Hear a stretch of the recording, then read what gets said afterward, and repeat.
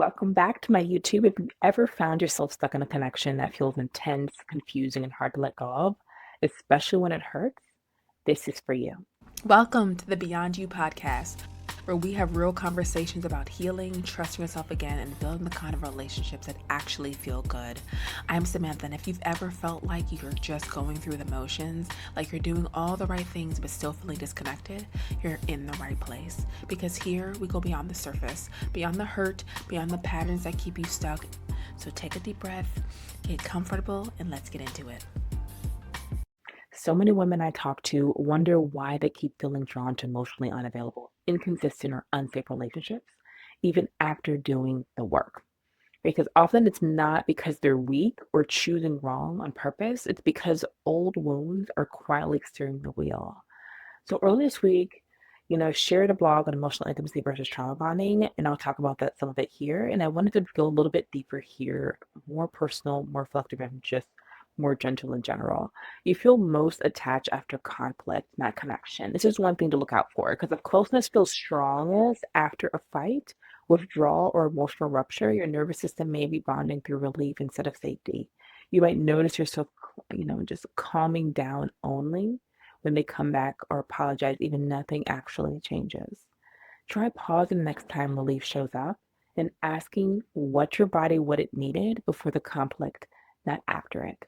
Intensity feels like chemistry is one of the big signs too. When childhood love felt unpredictable, intensity can register as excitement or passion. Calm, steady connection might feel unfamiliar, even boring. You could start noticing how your body reacts to consistency. Do you feel peace or do you feel restless? Sitting with that discomfort instead of chasing the spark can be powerful just repatterning moment. So you overthink and wait instead of express is a big thing too. If you learned early that your needs were too much or ignored altogether, you might now default to silence, hoping someone will choose you without you having to ask. One small shift is practicing naming a need safely with yourself first, maybe in a journal before expecting yourself to say it out loud to someone else. Then you confuse longing with love, that aching pull, the constant thinking, this feeling of not being able to let go. It can feel like deep love, but it's often unresolved attachment, pain asking to be seen. When longing shows up, try meeting it with curiosity instead of action. What part of you feels scared of being left again, right? Because you really got to pay attention to what that looks like. So we're really going to go into now our emotional intimacy versus trauma bonding and how to tell the difference. And if you've ever been in a relationship that felt intense, consuming, and impossible to walk away from, even when it hurt, know that you're not alone in this. A lot of people tend to be trauma bonded. It's like this love and hate relationship they have. And I know that we want to be able to feel a deep emotional intimacy, and a lot of times we want to connect off our trauma when that may be very difficult to be able to kind of sustain. So, what emotional intimacy actually feels like, and when emotional intimacy grows slowly, it feels steady, grounding, and safe, even when things aren't perfect. So you can do things like express your needs without fear of being punished or abandoned. You disagree without the relationship feeling like it's about to end. Feel connected without losing yourself. You might notice that when something feels off, your body isn't in panic mode. There's space to pause, think, and just respond to what's going on. You don't feel like you're constantly proving your worth just to stay connected. So after a hard conversation, there is actual that repair. You don't walk away questioning your reality or replaying the moment all night, wondering if you imagine that hurt. So what trauma bonding often looks like, though, is the opposite. Trauma bonding thrives on emotional highs and lows. The connection feels intense, urgent, addictive, but just very unstable. So you might notice feeling deeply attached after conflict, not before, confusing anxiety, longing, or obsession for love, feeling calm only when things are good again. Your nervous system may feel constantly activated when they pull away.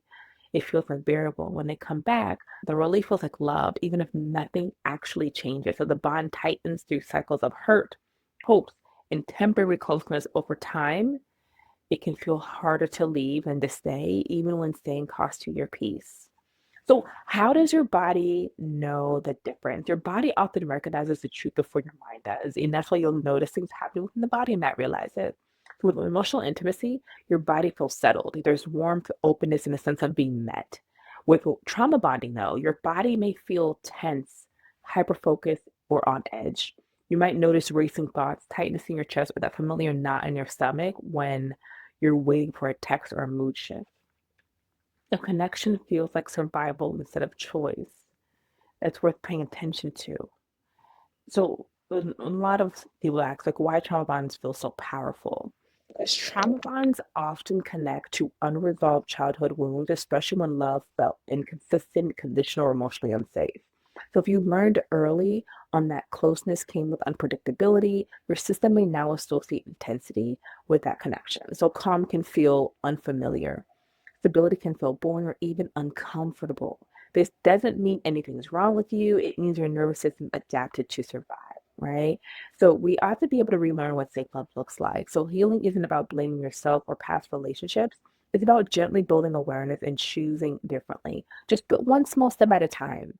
That might look like slowing down instead of rushing emotional closeness. Noticing when longing pulls you toward someone who feels unavailable. Choosing relationships where consistency matters more than chemistry. Many women find it helpful to reflect on who they are before they started shrinking, overgiving, or abandoning yourself for just love. And that is exactly why I create things like that Miss Me journal or writing the book up Reclaiming You, the 3-step blueprint to every woman's needs, because especially after toxic love, because those who want that deeper guidance and healing to be able to kind of navigate that process, that is there for you. But of course, we talk about these things in our YouTube channel for community as well.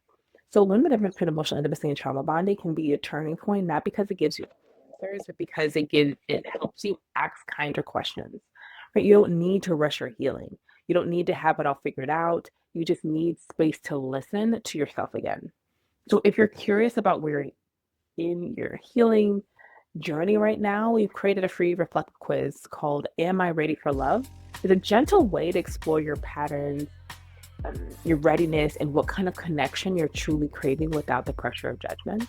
And it's free available to you. This week's focus on trauma and unresolved childhood wounds is wrestling with you. Know that you can always subscribe to my newsletter.